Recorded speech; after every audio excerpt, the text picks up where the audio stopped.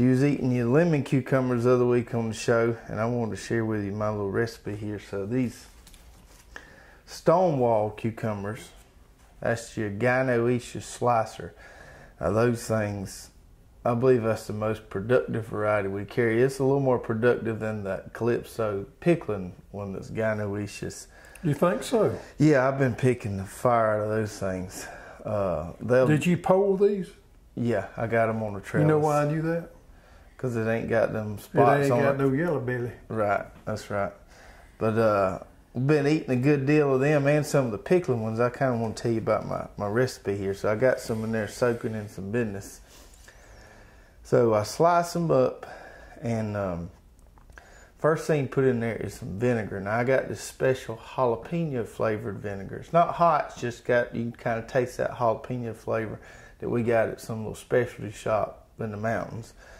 Then put a little olive oil in there, fresh cracked black pepper, fresh cracked sea salt, and then some of that Cavender's. And then you just shake it around in there. And it's best, they better it once they sit in the refrigerator overnight. Sweat. Yeah, sweat a little bit. Try one of them right there. I hope Careless Whispers ain't watching. They might liable to get upset us eating cucumbers. I think it's good. And it's not real hot, but it's got real good flavor to it. And what you said it was again? Jalapeno flavored vinegar. Jalapeno flavored vinegar. But them cucumbers there got good crunch to them.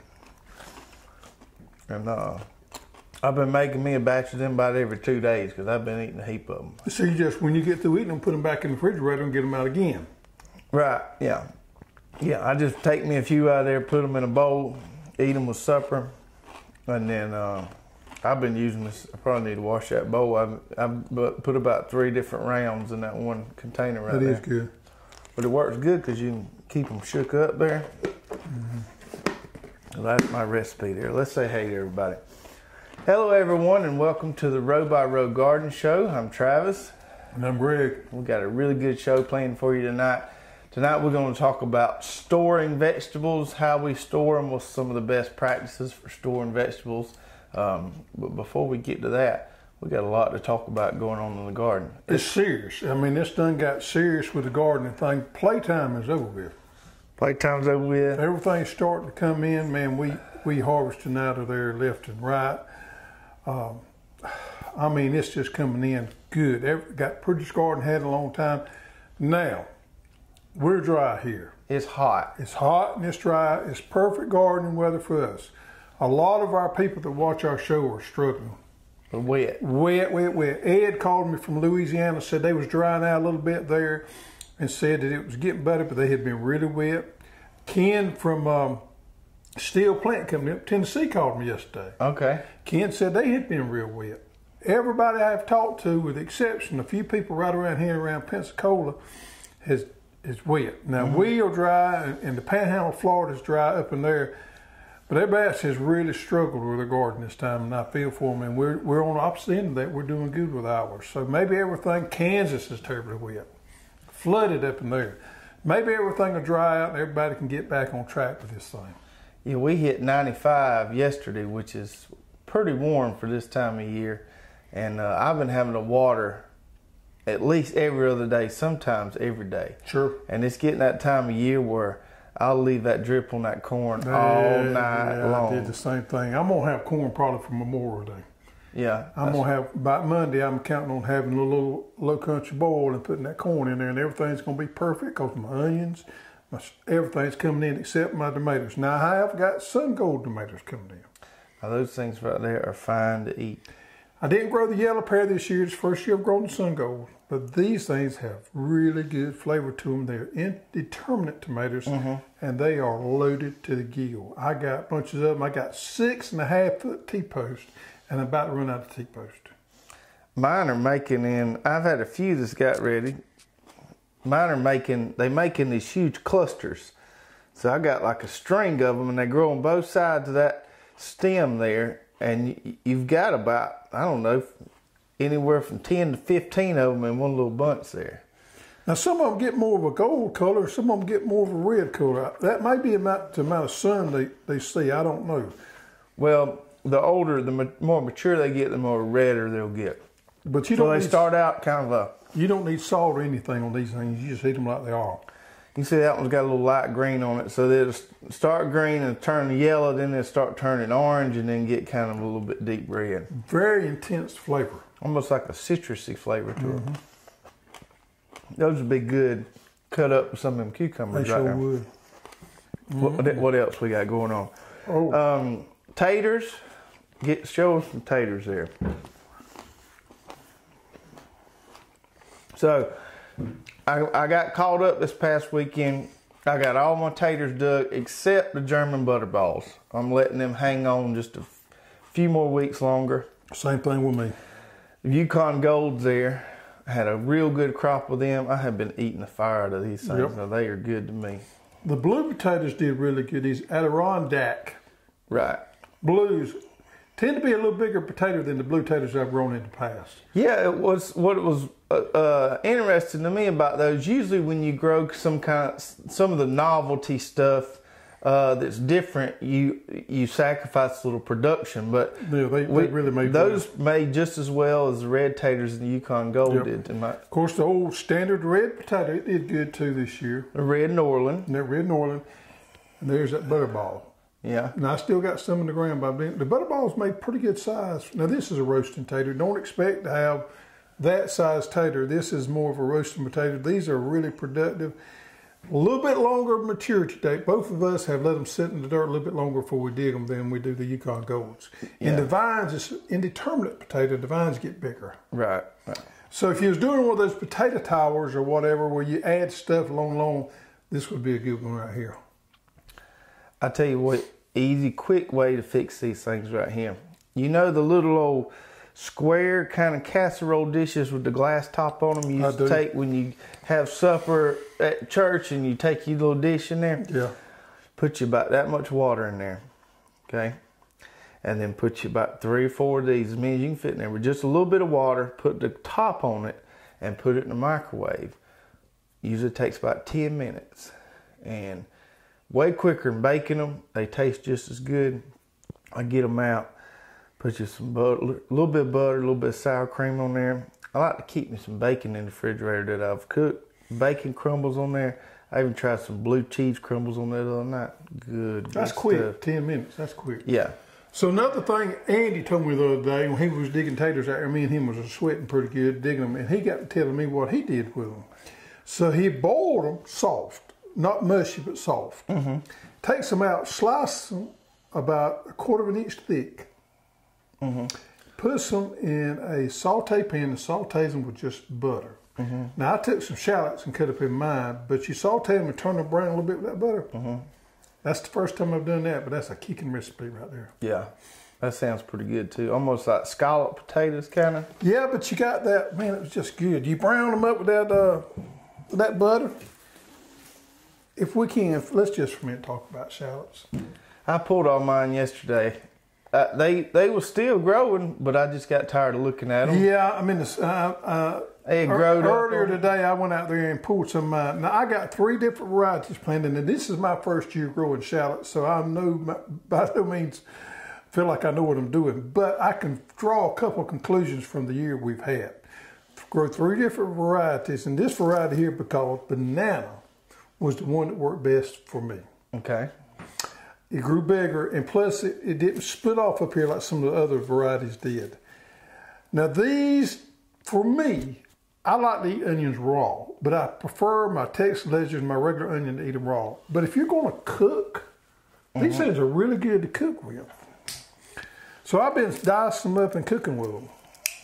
I think I made a pretty good sized shallot. I don't think we planted them at the right time. We planted them in fall, we did a lot better. But I think we did okay. And this banana one seems to be my favorite. I like it the best of the ones I grew. And I just want you to taste the profile of these things. If I can, let me get off the end rather a little bit. There's not as much there as they are with regular onions because you just simply don't have the bulb. And when you have to peel them back, you just don't have as much there. And these things, in my book, is primarily use them to cook with.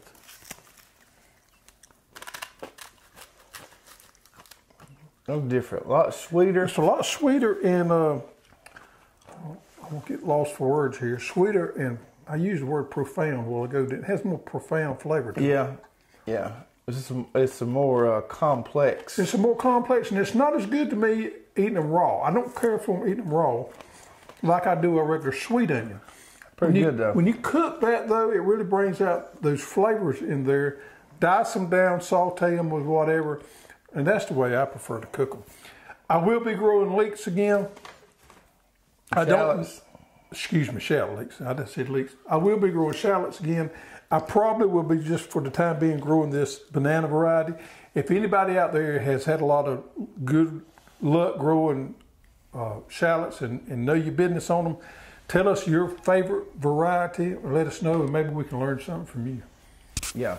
So, got our shallots up. I'm going to leave mine on the ground dry for a few days. Yeah. Put them underneath the barn. I messed up on my onions. I'm going to let mine dry for about a day, and I'm going to put them up. What happened to my onions, I pulled my onions, made a great onion crop. Pulled them up, left them out there for a couple of days. It was getting perfect to go out there and get them up and put them in the barn. Urge struck me to go river fishing. It did, and I left my onions out there an extra day, and they got rained on. And I should have been back here putting my onions up instead of going river fishing. Playing. But I went river fishing, my onions got rained on. I'm having a little issue with rot on some of them. I was really disappointed in myself for letting that happen. But that river fishing thing jumps on you. And when the river gets right, you got to take advantage of it. It was right. I tried to take advantage of it, and it cost me a little bit. Well, we ain't got no rain coming in the next several days, so I figured it was a good time to lay the shallots on the grass. Yep. But they'll dry out in a hurry with this heat. I just want to tell you that. Yeah. Last thing, I got sweet. I called up to Steele. You said you talked to Larry or Ken? Ken called me yesterday. So I talked to, I think his wife, Valerie. I can't remember. I get them confused sometimes. Anyway, I talked to her. I got 500 Georgia Jet slips coming, and that ought to be enough for you, me, and my little consulting farm. And so we got those coming, and we're going to get some sweet potatoes planted when those get here. Well, he said to tell you, I didn't tell you this, but he said to tell you when you wanted them to call him, let him know, and he would ship them out that day. Okay. Well, good deal. Okay, so this week we're talking about storing vegetables. It's a good time of year to talk about that. We're harvesting a lot of stuff. We're going to talk about dry storage, cold storage, and to start off, I want to talk about the stuff we store dry that we don't put in the fridge. Things like your taters. Sweet and Irish potatoes. Your onions, your shallots, your elephant garlic. That's nice. Just harvested that one. Your winter squash and stuff like that. And you might have heard us, we've even got an old video, you can go look at it. Talk about I'll let you hold this one. My storage rack I built there. Now, I ain't no master carpenter by any means. And a lot of times when I build something, when you get through with it, it's just like building a house. Sometimes you might not build it big. There's always a regret or two. I wish I did this a little different. I wish I did that a little different. But I will tell you, with this thing, there ain't one thing I would change about it. I built it. I'm super, super happy with how it turned out. When I was in Ohio with the Amish over there, I seen one that they had built. And I took pictures of it with my phone, and I'm going to build mine off that idea. And you talking about perfect. In my book, that was perfect. And when I get it built, I will show everybody pictures of it. But it was ideal. It was real similar to yours, but there's a couple of small changes to it. So this whole concept works if you got we don't have basements down here too hot. Cellars. If you do, by all means, take advantage of it. We're envious of it. Yeah. But we have pole barns around here. So it's a big open air barn that's shaded. You want to keep all this stuff, you want to keep it dry. You want to keep the sunlight off of it. And you want to let it have a little bit of airflow. So your basic, and you could build yours however big you need it to be, but your basic, this is my little architect drawing here. Mm-hmm. Your basic design here is just a table, and you could use chicken wire, but hardware cloth is going to be your better bet. Now, hardware cloth ain't cheap, but it's going to do you better in the long run when you start putting some of them big old heavy taters on there or some of them winter squash. Spend the extra money, get your hardware cloth on there. And you can put as many shelves or racks in there as you need. On mine... You could have got yours a little closer, I feel like. No, actually, I did some studying on that before I put these in the middle here. I wanted to be able to almost reach my whole head in there and grab it from either side there. So it... You could have got them closer, but it works really nice being able to reach in there. So I have 1, 2, 3, 4 shelves on mine. The top one is usually most just for storage for buckets and crates and stuff. And so we go, you can't see the ends of it here. It's 4 foot deep, 4 foot wide, 10 foot long. That worked out for the area I had underneath my barn. I didn't waste much board.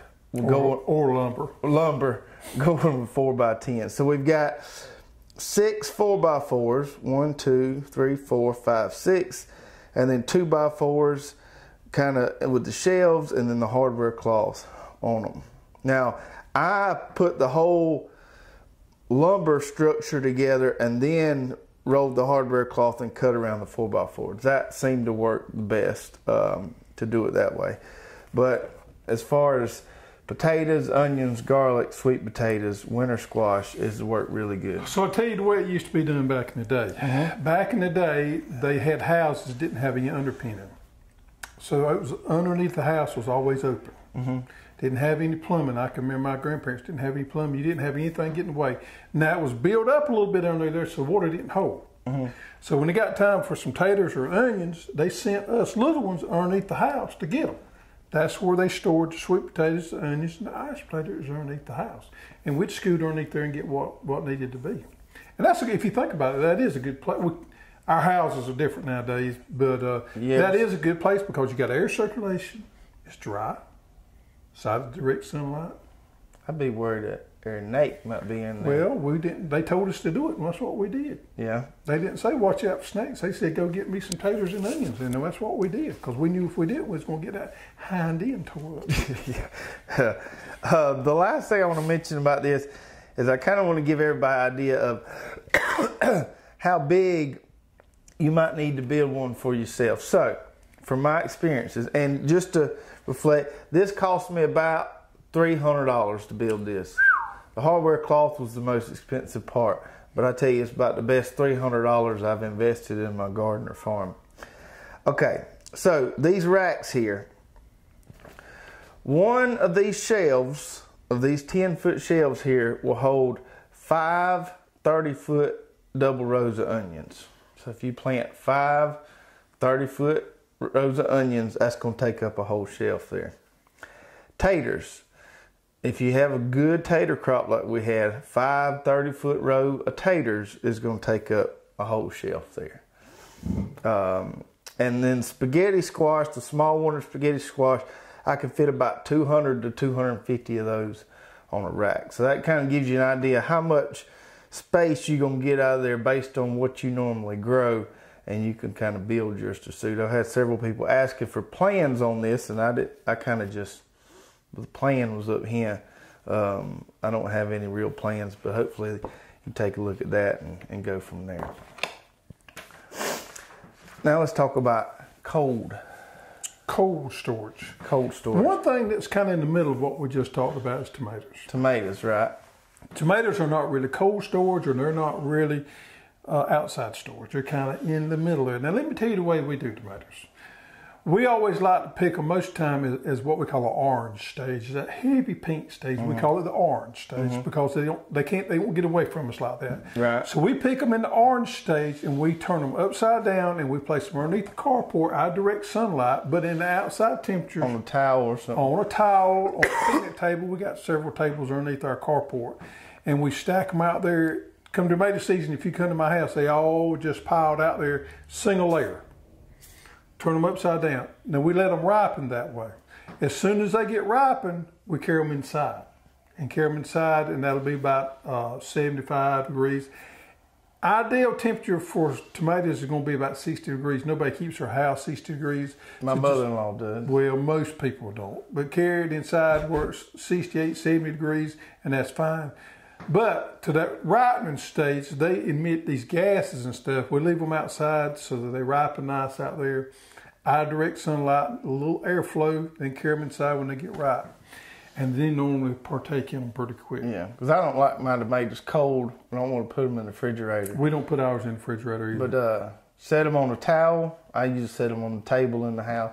Towel, don't stack them. Don't stack them. You want to get that field heat out of them. So that's when you lay them out on that single layer, and that wind comes through there, it takes that field heat out of them. To get the field heat out of them is going to help preserve them a lot. Mm-hmm. So that tomatoes kind of in the middle. Kind of in the middle there. Let's talk about what stuff we put in the refrigerator. So okay. Lettuce, greens, squash, cucumbers, peppers, okra, even berries, figs, stuff like that. All that stuff we want to keep. Man, figs never make it to the refrigerator with me. Yeah, never make it. I eat them before I get that far along. So I'll show you a little trick I use to store all my stuff in the refrigerator. And this is a good trick because this is a lot cheaper than using Ziploc bags.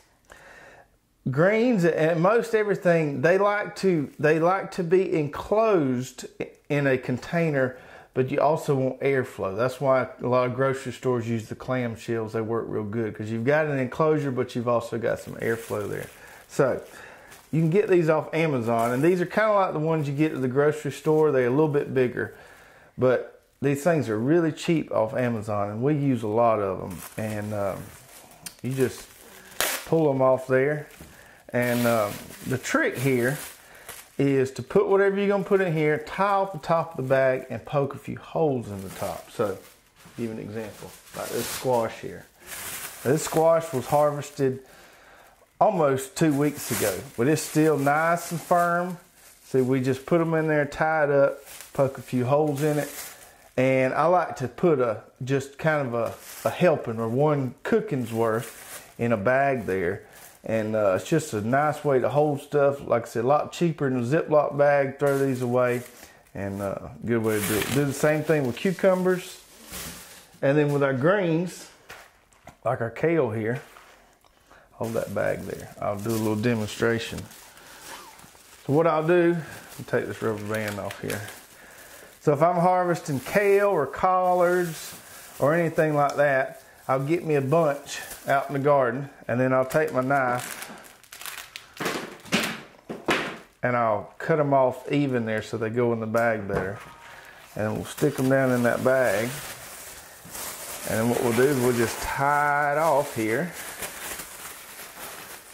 kind of like a balloon. And then take your knife and just pop a couple holes in it. And these things will store for a couple weeks like that. Collards, kale, lettuce. It's like you're making a makeshift clamshell. It works really, really good. You ready for my tip? Sure. I got one everybody might need to write down. It's just that good. Okay. Cucumbers and squash and things, most people want to bring them in and wash them. First thing they want to do. And that introduces a lot of bad bacteria, microorganisms that breaks them down and cause spoilage. A lot of our vegetable stuff goes to spoilage because we don't handle it correctly. Here's a tip that everybody can use that can increase the life of your things like cucumbers and squash. You want to wash them in a dilution of baking soda. Okay.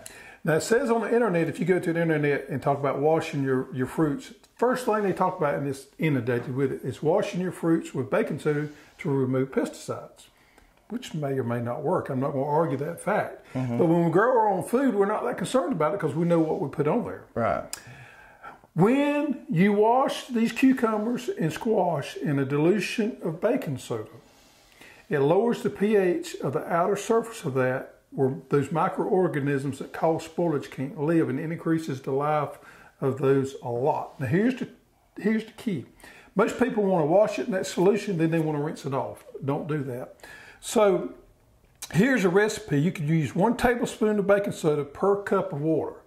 Or what I would do is put some in my sink, fill it half full, and put a cup you're not going to overdose on baking soda. Put a cup of baking soda in there and stir it up and get it diluted well. You want to put your vegetables down there and wash them, and then when you bring them out of this, you don't want to rinse them off. You just want to take them, put them somewhere, and let them drip dry. When they drip dry, that outer area there is, the pH is lowered on that, and it'll stay there a lot longer. Well, I don't wash mine unless they real nasty. That one there, like I said, that's clean. I ain't washed that one, and it's good to go. If I do wash them, I lay them on a towel, let them dry completely before I put them in the fridge. Yeah, if you can get by, when you wash them, that decreases the lifespan. Yeah, water breaks things down. And we didn't talk about it, but definitely don't be washing your taters before storage. Leave that dirt on them. Leave the dirt on them, it do them good. Yep. Green, just like this kale here. Kale, lettuce, collards, any of your greens, I put it in the bag just like this straight from the field. Don't wash it until you get ready to eat it. If you do wash it, then you got to spin it and dry it. It's much easier to wait and wash it when you're going to eat it. Winter squash, I don't wash.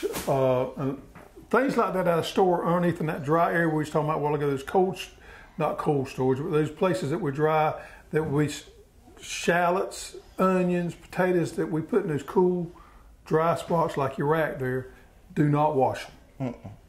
Even now on this other stuff, if you have to wash them, use that baking soda system, use the bag system, and it'll increase a lot. It's always good practice. Don't wash it until you're ready to eat it. All right. Good stuff there. If you have any more questions about how to store certain things, put those in the comments there, and we'll be glad to help you answer those. And we got a few questions this week from last week's show that we want to answer. And as always, if we answer your question on the show, send us an email to cussserve@hosstools.com. First question is from Ken McLennan. Did I say that right? McClellan, I think. I'm excited about ordering my drip kit finally. I have a small garden, 2 35 by 35 areas, which that's about 1,000 feet. They are about 20 feet apart. Do I need 2 filter setups? I know I'm going to need the extra main line. Also, I want to use timers. Looking for suggestions on types and brands. Then wondering about setting PVC to the 2 areas. So, Ken, this is what I would do, because I got a bunch of different subplots. You definitely, if you've got several different subplots, and I've had folks trying to figure out a way to get around this, but it's easier just to have you a filter regulator set up at each one. If you get our kit, you probably, with the size of those gardens, you're not going to need extra main line, because you get 100 foot of that. You'll probably have plenty of that in the kit. You will need an extra filter and an extra T. So you have a station with a filter and a regulator, and then the main line at each garden plot there. And then all you do is just move your water hose. Yeah, now I did the PVC thing in my garden where I got PVC stubbed up at every little section there. In hindsight, it's easier just to buy you a good water hose and run that water hose to each one of them. That way it's easier to rotate around and that PVC doesn't get in there. I have caught myself a time or two stepping on those PVCs when I'm walking backwards, or I see a snake and get excited or something, and I broke them a time or two. Right. Water hose is a lot more. They also freeze on you. Yeah, water hose is just a lot easier to deal with. Buy you one of those good ones, a Dram or one of those real good commercial grade ones, but that's the way to go. Yeah, so you just move your hose around. Now, we don't use a timer because we usually water ours in the afternoon when we get done working, but if you did need to set that system up on a timer, what you could do is take your water hose running from your well and split it off, have a hose going to each station or each garden, put it on a timer. I don't have much experience with the timers. We looked at some a while back. There's just not a real good one being made out there for the kind of residential level. Yeah, that's a tough one. We've tested several of them. I ain't found anything that's satisfactory to me. I personally don't want to use one either. However, I could see if you're going to be out of town for a while, it would come in handy, but there we are on that. All right.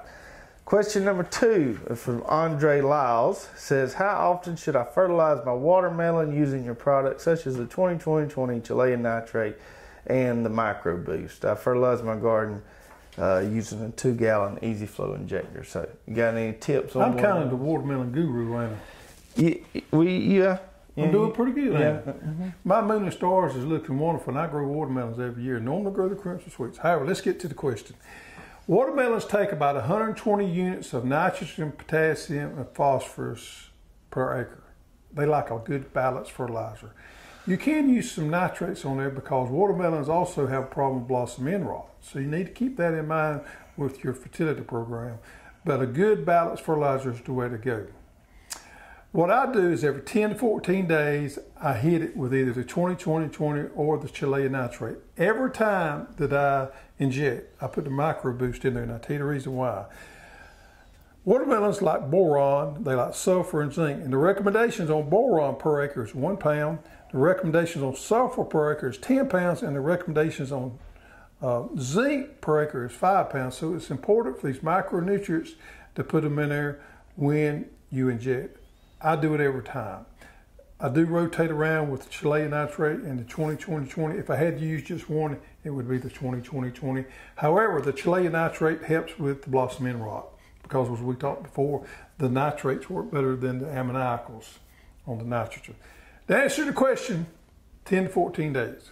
10 to 14 days, balanced fertilizer, plenty of micronutrients. I could talk a whole session on these. Now, let me add one more thing on watermelons. Okay. It's nearly impossible to get all the nitrogen, potassium, and phosphorus requirements down through spoon feeding.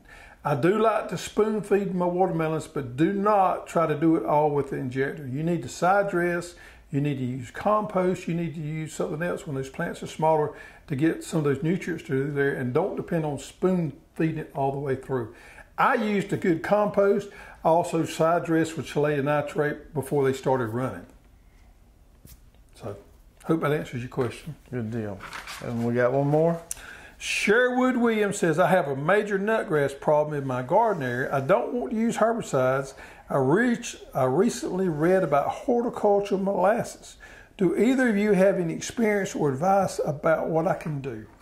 Now, I don't know anything about horticultural molasses, but I do have some. I'll touch on that. I do have some experience on getting rid of nutgrass, and there's not an easy solution, but you can aggravate it to death, and it will get out of there. So, if you got a wheel hoe, it's a really good tool to get rid of that nutgrass. Take that oscillating hoe, take them cultivator teeth, and do the oscillating hoe on Monday, do the cultivator teeth on Thursday, and just go back and forth. Do it at least twice a week, and I promise you, slowly over time, you'll see it get out of there. Because I had plots that I've been growing in for 5 or 6 years now when I first started with those, overrun with nutgrass. And you aggravate it enough, it'll quit growing.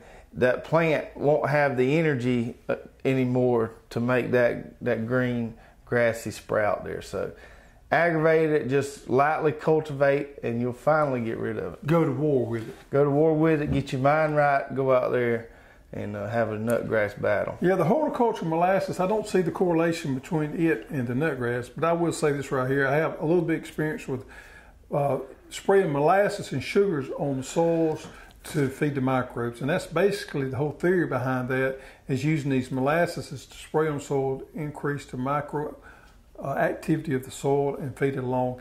I had never done a lot of it, but I can see it would work.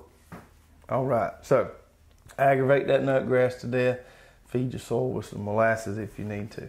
All right, that's going to do it for tonight's show.